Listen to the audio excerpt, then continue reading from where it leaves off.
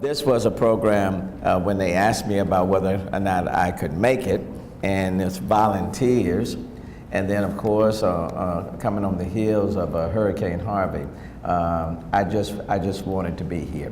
In large part, if nothing else, if you don't remember anything else that I say, I wanted to be here simply to say thank you. On behalf of the city of Houston, just thank you. Because reality is, without volunteers, it is hard to move this city forward. And we don't have enough money to pay for all of the things that are needed. It's just not there. And so in the absence of volunteers, you simply can't get things done. So let me just take a few minutes. I was here not too long ago with TMC3, and that was a major announcement and transformational moment in the city of Houston, and I was honored to be with Bill and all of the others that participated in that press conference. But today is just as important to me because we're dealing with individuals and people who have given of themselves for the greater good of someone else. And that's major in and of itself. And I was telling some people with Hurricane Harvey, 51 inches of rain that fell on the city of Houston, more rain that fell on the city than on any other city in this country's history. That's a lot of water. 135,000 single-family homes impacted. More than 200,000 apartment units were affected. We still have about 2,000 individuals that are in somebody's hotel. There are still thousands of individuals, and I'm particularly sensitive to our seniors, people with special needs, people in low-income communities who are already on the margin, and the storm just pushed them down a little bit further, and they are still trying to live in homes that need to be remediated, repaired, or in some cases rebuilt. People in middle-income categories that exhausted all that they had, and they are wondering, who will be mindful and will be helpful to us as well. So even though the city has come a long way, and in large part because of volunteers, we still have a way to go. And we don't want to leave anybody behind. But I've seen all of that. But I never like stopping there, because if you stop there, I tell people you just missed the story. And I don't want to paint a city, like I tell people, that's dark and gloomy, or convey a story that's sad.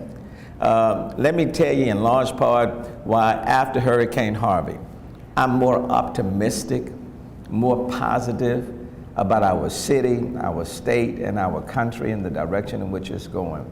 And that's because at our very core, when we recognize that people find themselves in need, at our very core as human beings, there's an urge to reach and extend a helping hand. And at our very core, when that hand is extended, there is this desire to reach out and grab that hand, irrespective of where that hand is coming from. It's just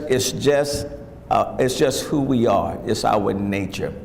And that's in spite of living in times that appear to be very divisive, when we're dealing with a lot of hyper-partisanship, when at times the atmosphere is highly toxic.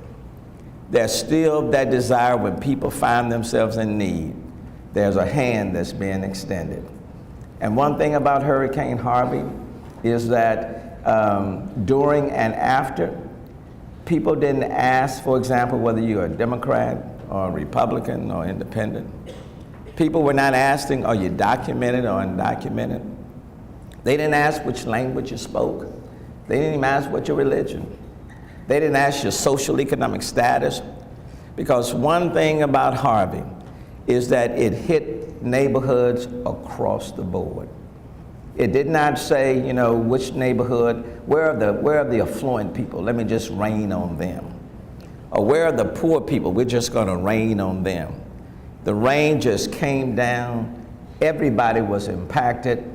And during and after that storm, people were reaching out to help one another. And for me, it was a beautiful thing. And people were giving them their best. There's this a bakery company on the north side, El Barrillo, and literally, you know, the employees couldn't get home. They couldn't get home. And so what did they decide to do? They decided to do what they do best. They just baked bread all night long. They just kept baking. And when it was possible for them to kind of get out, what they ended up doing was just taking that bread and handing it out, giving it to people who found themselves in need. They did it over and over and over again, okay? Just volunteering. At the George R. Brown, for example, when they came and when they told us that the rain was just going to keep coming and people's homes were being flooded, initially I told them, say, let's open up the George R. Brown, Rick, let's prepare for 1,000 people. A few hours later, I called back and said, well, let me change that. Let's be prepared for about 2,500. And mind you, this is happening like literally, they are setting up literally in like within hours, okay? And then later on that evening, I called back and said, no, let's up the number to 5,000. Okay? And volunteers were coming to assist, to help set things up. The next morning, called and said, no, we need to change that. Let's up the number and get prepared for about 7,500, okay? And then I got a call and said people were coming in. There were 4 buses on their way from outside the city of Houston, and they were looking for a shelter. And the call came and said, Mayor, can you take these 4 buses? We're in the city of Houston. If you're in need, we don't turn people away. So I called the George R. Brown and I said, they said, Mayor, how many now? So I said, up the number to 10,000. And all along the way, the call was out for volunteers. And people were coming from all over the city. They were coming from all over the city. And the beauty of what was happening at the George R. Brown Convention Center that hosts all of our conferences and conventions, people coming from all over the globe, is that in the George R. Brown Convention Center, you had people who were homeless prior to the storm, literally on the street, homeless, that came in at the George R. Brown. And you had people who were homeowners who came in at the George R. Brown. You had people that reflected the diversity of the city of Houston at the George R. Brown. You had all the volunteers who were there working in coordination with one another. I saw clothes coming in like never before. There were people from the Ismaili Muslim community, restaurant owners, who came in and were cooking thousands of meals for people at the George R. Brown. People from all walks of life at the George R. Brown. And if you had the opportunity to kind of walk through, literally you thought you were walking through a mall on the weekend. There was no confusion. There was no fighting. George R. Brown is nice already. And the volunteers did a wonderful job of just keeping things orderly and clean. We had people, janitors at the George R. Brown, who could not go home themselves. You know what they did? They continued to provide services to our guests at the George R. Brown. They just continued to do what they normally have done, and they didn't even go home, couldn't go home. But literally, you walked through the George R. Brown, and you felt like you were walking through the Galleria, because these were our guests. primarily the services were provided by volunteers. Now I want you to think about it. In the midst of a very divisive environment, Hurricane Harvey, more rain that fell, and yet at the same time, there was a great deal of collaboration, cooperation, humanity operating at its best. And now I have an opportunity to come to the TMC, Texas Medical Center, and I'm looking at hundreds of volunteers and representatives from our different hospitals, and you have stepped up during, after, and quite frankly, I bet for almost all of you, it did not start with Hurricane Harvey. You were doing it before. With or without Harvey, you still would be doing it. And you're doing it because that's just a part of your DNA. And as Mayor of the City of Houston, I simply want to say thank you. Lastly, I'll close with this. I said this at a graduation. It was a story that I read. I don't know if you remember the Reader's Digest, but there was a story in the Reader's Digest that I just fell in love with. It talked about this student that graduated, and he decided to travel all around the world. An affluent student, come from an affluent family. And he went to this third world undeveloped country. And when he got there, he was just kind of blown away by what he saw. Undeveloped education system, undeveloped healthcare system, infrastructure undeveloped. And he fell in love with the place, but more importantly, he fell in love with the people. So what did he decide to do? He decided to give away, share everything that he had and that he had control over. He shared it with the people who were there. And in his journal, he wrote in this journal, no reserves.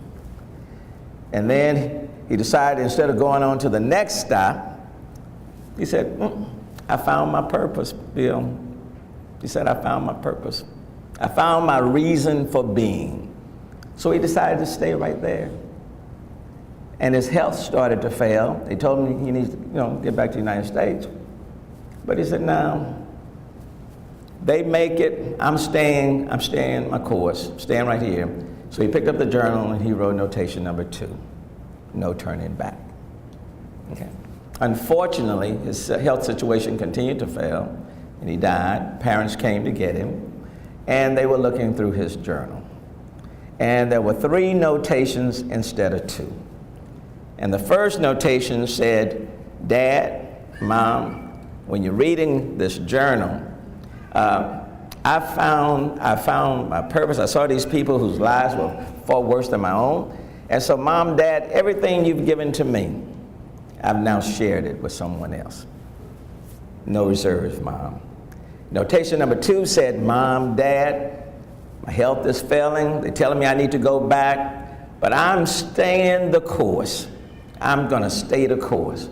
Mom, Dad, your son never turned back. But it was notation number 3 that gripped Mom and Dad.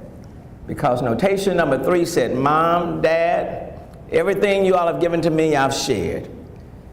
When the road did get rough, I didn't turn back. But Mom, Dad, notation number 3, your son has no regrets. At the end of the day, when we gained everything from TMC, when we worked and all of that, degrees, all of that, reared our families, all of those things, at the end of the day, the key about volunteering at the end of the day is that we're able to say, not to others, but to able to say just to ourselves, we shared, we didn't turn back, and because of our volunteerism, we have no regrets. And from a grateful city to some dedicated employees volunteering, let me say thank you, and may God continue to bless you. Thank you.